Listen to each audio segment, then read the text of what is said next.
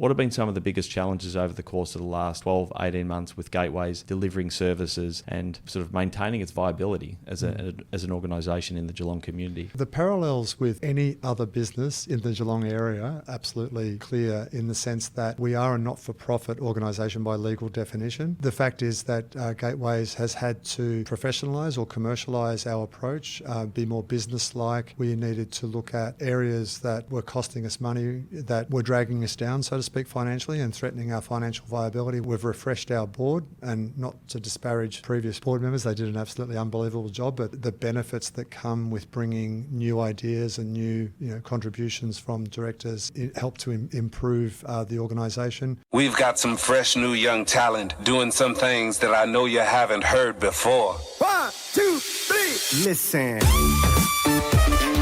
Welcome to Finances, your home for all things financial, investment, money and lifestyle. Hosted and curated by the very talented team of certified financial planners at Burke Britain Financial Partners. Let's start. So this is the Finances podcast, and I'm welcoming back a guest for their second episode, Rohan Braddy, CEO at Gateways. Rohan. Hi, Jay. Thanks for coming in. Sorry to keep you waiting today. That's all good. Thanks for having us. And also joining us today is James Rubeli, Chief Financial Officer at Gateways. Now, James, you and I have met before, but you haven't been on the podcast, so it's good to have you behind the mic today. First time for the podcast. Yeah. So maybe I thought I'd start with maybe a question.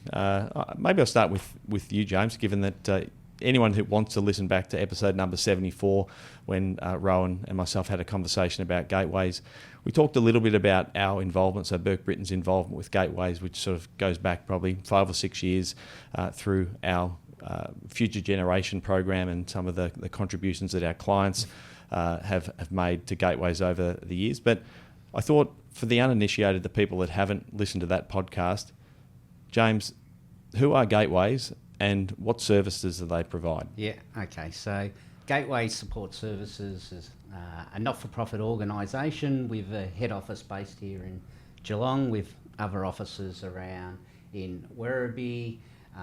Sorry, James, I might just get you moved just left a little bit. Perfect. That's I was talking to you rather than talking to the speaker. So, yeah, Gateway Support Services is a non-for-profit organisation based in Geelong. And we have other sites around. We effectively provide support or disability supports to our participants who obviously are within the community. We have a wide-ranging services. We have accommodation services. We have 30-odd houses that provide 24/7 care to our participants. We also have we run a lot of community services programs. We have what we call recreation, social connect. They're more so your day programs. We run camps. We also have a lot of inclusion programs, in particular kinder inclusion, behavioural support programs, individual support programs. So a wide variety of programs, but all in all, it's just to provide disability supports to the participants and the community that we serve. We're a non-profit organisation. Now, Rohan, I said that people can go back to episode number 74, but maybe the history of Gateways. And when we had our first conversation, you were not long in the gig. You'd not long started as CEO. And I know we'll talk about some of the challenges over the last 12 months, but just quickly, the history of Gateways. When were they founded?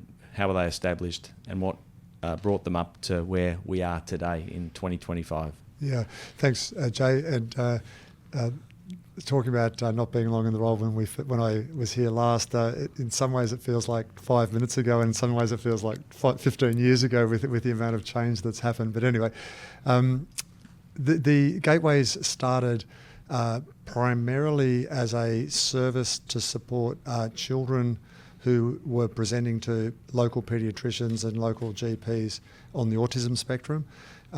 40 to 45 years ago now, the condition was very poorly understood, or at least not scientifically understood, diagnosed and assessed, and therefore there were almost no services and supports for parents with young children presenting on the autism spectrum. Dr. Bernie Jenner, AM, was one of our founders, and believe it or not, he's still on the board today, which I think... I can believe that. I know Bernie. I think it's an enormous testimony to our organisation that a person with such incredible esteem, the esteem that he's held within the community and integrity, is willing to keep putting his name to our organisation. So we're very proud of our association with Bernie over so many years. Yeah, hats off to Bernie. Just a slight side note there. So Bernie's obviously been the paediatrician for many children in Geelong, and some of them are my children that he's worked with, and I think we spoke about on the last episode that Gateways has provided services to some of my children who are on the autism spectrum, and Bernie was their original paediatrician. Yes. So the circle continues. It is quite remarkable the number of people whenever I mention, and so we're going way off on a tangent here, but once a month we do staff induction for all new staff, and I like to meet all of the staff who are joining Gateways and I make this point around Bernie Jenner, and it's amazing how many people say, oh, he was my doctor when I was a child, or he was the doctor of my children. So yes, he's kind of an institution. He is an institution, and we're very proud of our association with Bernie, and I think it's a testimony to Gateways and the services that we provide, that such a person is willing to continue to put his name to our organisation. So Bernie and his colleagues, and obviously Bernie would tell this story a lot better than I can because he could tell it in the first person, but he has explained to me that they identified that there was effectively a gap in the service provision for children on autism spectrum, and so set about doing something about it and created, it wasn't called Gateways at that time, but started an organisation to provide those services. A short time after that, I believe in the 90s, there was an amalgamation of 3 services that were doing similar kinds of work, and that was the inauguration of Gateways in the mid 1990s, which is the entity that we are existing as today. It's no small feat to been around for that long. Now let's fast forward to you taking on board the CEO role not long before we had our podcast. Now, can you remember when it was? It's got to be sort of 18 months ago, thereabouts. Something like that, yes. Yeah, a fair bit's happened in the last 18 months. Like you said, you could blink and it's gone, but in the other sense, it probably feels like an eternity. What have been some of the challenges that you've experienced? And it's probably a question for both of you. I'll let you sort of wax lyrically on this, but what have been some of the biggest challenges over the course of the last 12, 18 months with Gateways delivering services and sort of maintaining its viability as an organisation in the Geelong community? Yeah, the parallels with any other business in the Geelong area are absolutely clear, in the sense that we are a not-for-profit organisation by legal definition, and that means that we are not legally allowed to distribute our profits or surpluses to shareholders. Everything else that we do, every business owner or business operator listening to this podcast would say, yeah, well, we've got those same challenges as well. The fact is that Gateways has had to professionalise or commercialise our approach, be more business-like. We needed to look at areas that that were costing us money, that were dragging us down, so to speak, financially, and threatening our financial viability. We've worked through all of that. We've refreshed our board, and not to disparage previous board members, they did an absolutely unbelievable job, but the benefits that come with bringing new ideas and new contributions from directors, that's always going to help to improve the organisation. We've got a new executive team, different from probably when we spoke. I think from memory I had Jandy Watts, our marketing manager, with me at the time. She's now our chief customer officer, and we've completely refurbished or reorganised our team to be more impactful and more effective with the work that we do. We've got a new strategic plan that's been in place for about 12 months, and what that has done for us is helped us to focus on the services, to identify the services that we do best, that our community needs the most, and make sure that we're delivering them in a manner that's required and in locations that people need them most. So it's helped us to be really laser focused on what we do well, think about the things that perhaps are not so much our core business that others may have expertise in and that can do better, and then to refine that down to a really high quality offering. And if you do look in our strategic plan that's on our website, you'll see the word quality appear a number of times, even in the one-page document, that we are determined that we want to continue to be that point of difference to perhaps other service offerings that are out in the community, in that we want to be able to meet the needs of people in a really high-quality, effective way. And I guess to put it in business terms, we're not interested in a race to the bottom on price, and that does create its challenges, because to provide a quality service costs more money than not, and therefore that circles back to that conversation we were having a few minutes ago about financial viability and making sure that we're very impactful with everything that we do, all the decisions that we make, and probably it wasn't even on our radar 18 months ago, Jay, but we're now turning our mind to AI and the role that might play, or in fact, James will talk about is already playing in our approach to make the work that we do more efficient, so that therefore there's more dollars available to spend on the people that need them most. I think we were talking before, I'm not sure whether we're recording, when we started talking about the sort of the parallels between sort of business and not-for-profit. And I wrote a couple of notes as you were speaking there, that when you see the way broadly, you see it in all things.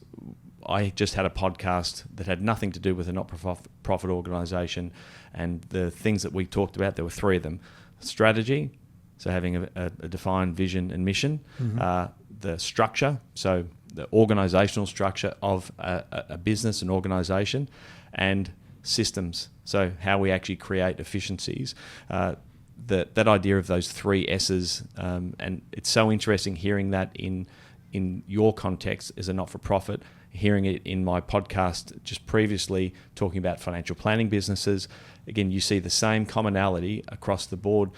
Maybe I'll defer to you, James, here in terms of let's go straight to the sort of the system side of things and creating efficiencies. As the Chief Financial Officer, obviously your brief, I'm going to assume, is to try to make sure that we generate more income and reduce expenses. One of the ways you do that, or one of the levers you have to pull, is to create some efficiencies and make better use of the resources that you have. How has tech overlaid with that, and what are the other efficiency gains you've had? Yeah, well, tech plays obviously a very important role in creating efficiencies. As you said before, I guess my role is to make sure we're as financially efficient as we possibly can be, so we can maximise the services that we provide to the participants in the community. Tech is very important when it comes to creating those efficiencies. We've got what we've done when I started. We've also employed a director of ICT, and she's come in and we've developed an ICT roadmap. So ICT, what's ICT? Oh God! Help me out here. Information Communication Technology is the acronym. There you go. So we love our acronyms, don't we? I've got 1,000 of them. It's just natural to me to say ICT. I know what it means. I don't know what the words mean. But effectively, we've developed a roadmap. We had to start from the bottom down.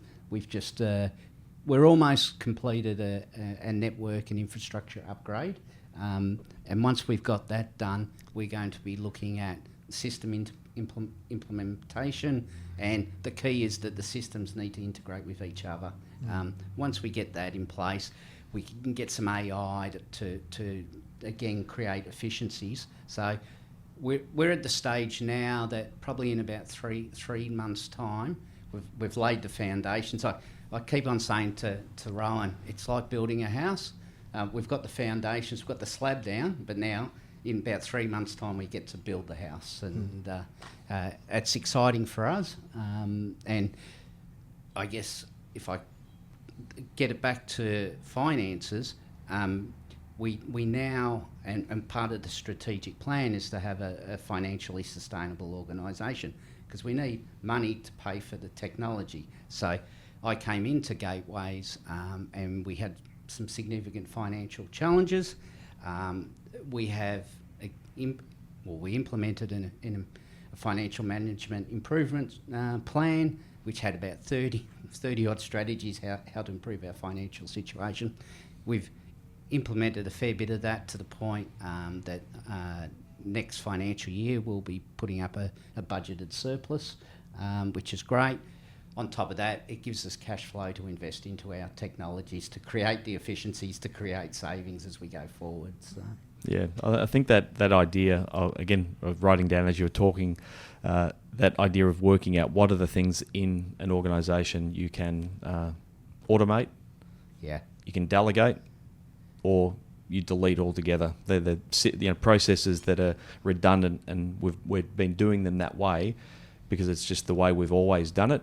And I think it takes sometimes that systematic review of your situation, and to your credit, Rohan, actually realigning the vision and mission that people can all agree to and be on board with. I was saying again in conversations just today about the importance of making sure that your vision and your mission and your strategy are clearly disseminated through everyone in the organisation, so that everyone is on board with where you're actually headed. So what, from your perspective, Rohan, other than sort of some of the financial rectifications and improvements that have been made, you mentioned specifically maybe the change of board. I'm interested in what decisions you made around organisational structure and how you decided what roles you would pass out of the CEO responsibility into other areas of responsibility. How did you think about that? Yeah, thanks, Jay. So we adopted at executive level the what's often referred to as the C-suite structure, so the chief titles, and that was very intentional because we wanted to convey to the community that we are a business, and we're a not-for-profit business, but we are a business. And when you're dealing, with bank managers or other executives, they understand what a CFO is. Everyone, in corporate world knows that title. Whereas if we were to give some of those titles, perhaps what not-for-profits tend to do, more kind of innovative or localised titles, and you're constantly explaining your role. So we've adopted that C-suite title. The CFO is obvious. Chief People Officer is always obvious. The equivalent is going to be in every organisation. I mentioned Jandy Watts, our Chief Customer Officer, and that was quite deliberate in falling out of the strategic plan, because I said earlier that we identified through that strategic planning process that we wanted to remain laser focused on the customer in using that term in a business sense. In our term, in our wording, we would usually say client or the person that we support. But obviously, they are absolutely they have primacy in all of our thinking, all of our decision making. So we're talking about the C-suite. Can't get good help nowadays. No, that's right. Well, it probably follows on from Good Help, doesn't it? You were talking about the sort of organisational restructure of the business or Gateways. Tell us a little bit about that C-suite approach. Yeah. So as we were saying, Chief Financial Officer, Chief People Officer, I think are obvious, and we don't need to spend too much time talking about those roles. They are literally what it says on the can. But I think the really innovative role that we adopted was the Chief Customer Officer for an organisation like ours, because we wanted to send a message to our community that we are laser focused on the customer, using that term in a business sense. We don't use it internally. We talk about client or participant or just the people we support, the people we provide services to. And Jandy Watts in that role, it's quite a wide-ranging role. It's everything from the customer journey, from the moment a potential customer rings or puts an inquiry on the website, all the way through to end of customer journey. I won't say end of life, that's has a different meaning, but end of customer journey, someone's exited our services and is looking for services elsewhere or doesn't need any specialist services anymore. So we're looking at that. We look at the quality of the services we provide and how do we know, what's our feedback that we get from our community in terms of informal feedback, but also formal feedback like surveys and so on. There's quite a lot to the role, but that role is everything about putting the person at the centre and then making sure that everything that hangs off that, whether it's in James's area, the financial invoicing and so on, whether it's in the people space, have we got the right staff supporting them, etc., hangs off that core role of the Chief Customer Officer. Were there any other additions in the C-suite that didn't exist before your tenure that you've decided to include, or maybe even talk to the board structure? I know that you said before that the board has had a change. Yeah. What sort of expertise have you brought in at board level? Well, the first one first, the other role that we created that didn't exist in any form before, and again, it's obvious to any business operator, but Chief Operations Officer, we elevated Sean Justin, who many listeners will know. He's a stalwart of our community. He's been in the disability sector for more than 30 years. At Gateways, actually, for more than 30 years, probably goes back further than that in the disability sector. And that was quite deliberate because the Gateways that I inherited tended to operate along funding silos, and the problems that flow from that, and the left hand not knowing what the right hand's doing, so to speak, replication of effort and so on. And so by putting Sean above or across, I should say, all service delivery, it's allowed us to be a lot more efficient with our allocation of human resources, our development of policies and procedures, all of the different bits and bobs that go with the back end of making sure that we're providing a quality service. At board level, we've got a new chair, relatively new. She's been in the role now for about 12 months, Jackie Malik from LBW here in Geelong. She's doing a fantastic job as chair. New deputy chair, Cassandra Gravenel, also a Geelong stalwart.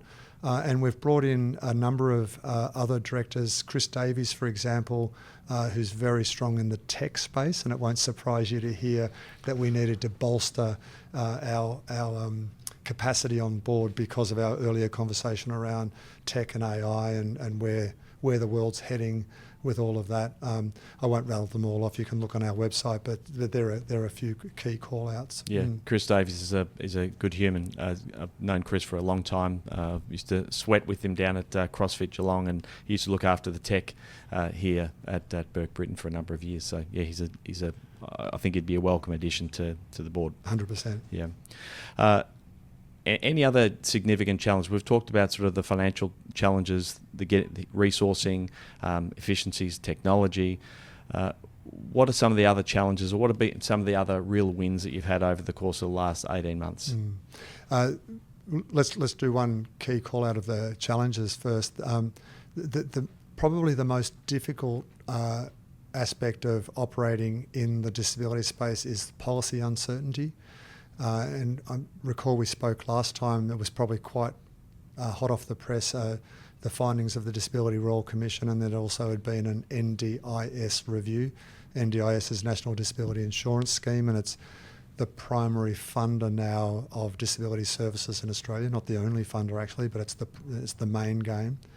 And as a sector and as an organisation, we're constantly we're waiting for clear guidance from government about whether these recommendations are accepted and or what the implications are going to be for organisations like ourselves. So, for example, we provide a service called support coordination. Support coordinators are really a linchpin of service provision for a person with a disability, helping them to navigate what is quite a complex disability marketplace, linking participants to services and advising them on what's out there and making sure that they're getting their needs met. There's a proposal in the NDIS review that support coordinators are replaced with navigators. This has been talked about for 2 years now, and we haven't got any clearer information from government what exactly that might look like. And so there's that uncertain cloud hanging over support coordination. Our team do a fantastic job, and they're just rocking on and getting... So practically, what does that mean? We don't know. So, but potentially, what does it mean? So if funding was to reduce significantly for coordinators, what does that mean to Gateway's ability to deliver services? I can really only give you the world according to Rohan here, because we just don't have the guidance from government. So the best that I can glean from public utterances from ministers and others is that support coordination will be replaced with the navigator role, which will be external from and independent from any direct service provider. And the intention's noble. That the fear is, or the concern is, that if Gateways is providing, for example, lots do it, is providing support coordination, and in some cases the support coordinator is referring Gateways services as being the best offering for that person, there's an implied or real conflict of interest. So that's the concern that's looking to be addressed. So the scenario might be that government announces that support coordination, to the extent that it exists within a broader, a multi-service provider organisation, will cease as of X date, and these navigation services will commence. The opportunity might be for Gateways to form a navigation business independent, and clearly you would need to be able to demonstrate at arm's length from the service provision business, a bit like, within the Wesfarmers Group, there's multiple businesses that don't necessarily rely on each other to provide, for the services that they provide. A little bit like that model, perhaps not quite as big as Wesfarmers in the first instance, but that model nonetheless.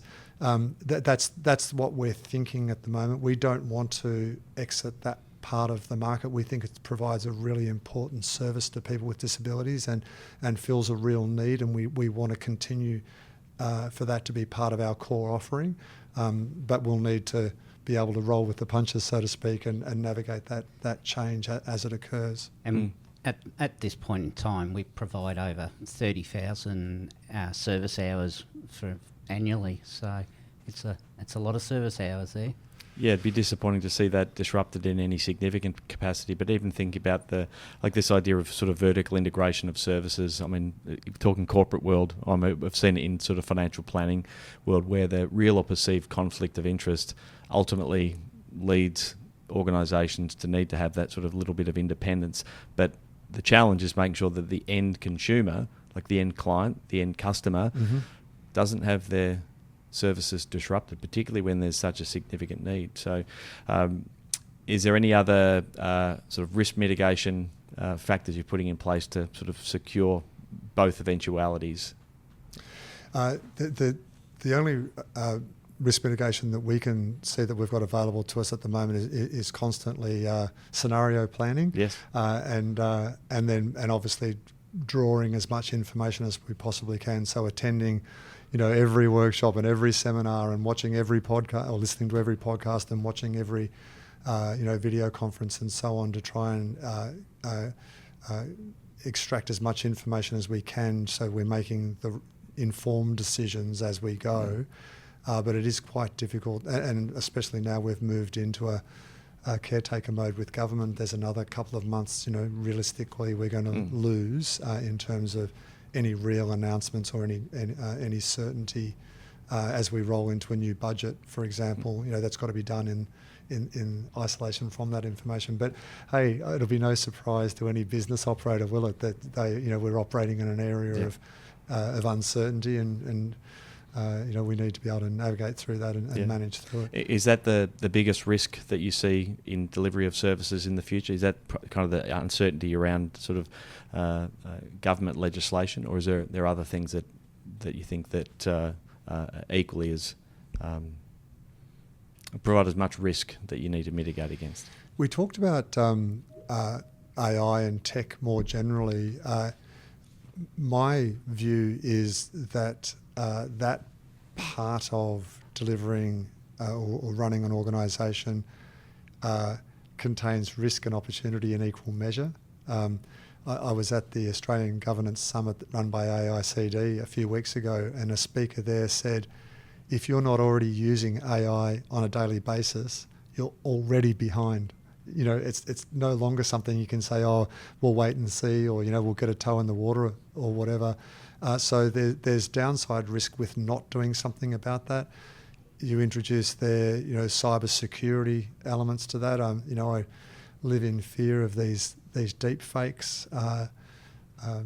It's fact that my face and voice, for example, is out there, and, you know, we have to be certain that our CFO and our management team are protected against the deep fake CEO contacting them and directing transfer of funds. There's all sorts of risks associated in that space, but I think my personal view is that the opportunities, you know, as I said, they're there in equal measure, and we've just got to balance out addressing the risks, but also getting on with seizing the opportunities. So maybe on opportunities, James, or maybe ask you the question, if you're looking forward as CFO, what are the biggest opportunities with Gateways? What can we improve in terms of service delivery, or, you know, where are the great opportunities to operate in the Geelong community and beyond, obviously? Yeah, well, our main opportunities, the way I see it, is growth. So we grow what we're good at. So we grow accommodation. We have more houses servicing more participants. We've got a fantastic kinder inclusion program. Grow that. There's a lot of youngsters out there that need support at kinder, and it's forever growing. So we just see the growth there. So they're probably the two areas that will grow, and there's the opportunity to just continue not only to provide what we do, but what we do well as well. Yeah. Do you mind if I make a comment around the Kinder Inclusion Program, Jay? And we've talked a lot about the challenges and opportunities of business, and it makes sense that we talk about that, especially on a financial services podcast. But that's not what gets James and my head off the pillow in the morning. It's actually the difference that we make in the community and the impact that we have. And I actually love the KISS program, it's called. Someone got clever with an acronym at some point, Kindergarten Inclusion Supports. I've got an education background way back when I was a teacher, and the data tells us that children who miss early years of education fall behind statistically on life outcomes really for the rest of their lives in terms of their school achievement and getting a job, and, you know, et cetera, et cetera. So we know how important early learning is those early years are to children's learning. Kids with disabilities are often excluded from their early learning opportunities because it's hard for the kinders to accommodate them, and we get that. It can be challenging to assimilate a child with a disability into a kinder program. This program is funded by the state government, and I credit the Victorian government for continuing to fund this program to provide staff, which we make available, to work with the kinder and to support that child to attend, a child with a disability, to attend a mainstream early learning centre, whether it's kinder or other opportunities. And I just think it's a fantastic story of the difference that we can make, because, as I said earlier, we know that the statistics say that child experiencing that early learning opportunity will have better life outcomes all the way through into adulthood. And I just think that's so exciting to think about. Yeah, it's amazing. It's I think sometimes it's important, like we've talked about business and the correlation between the corporate world and governance and board structure, but at the end of the day, it's what you're there to deliver and the difference you make in people's lives.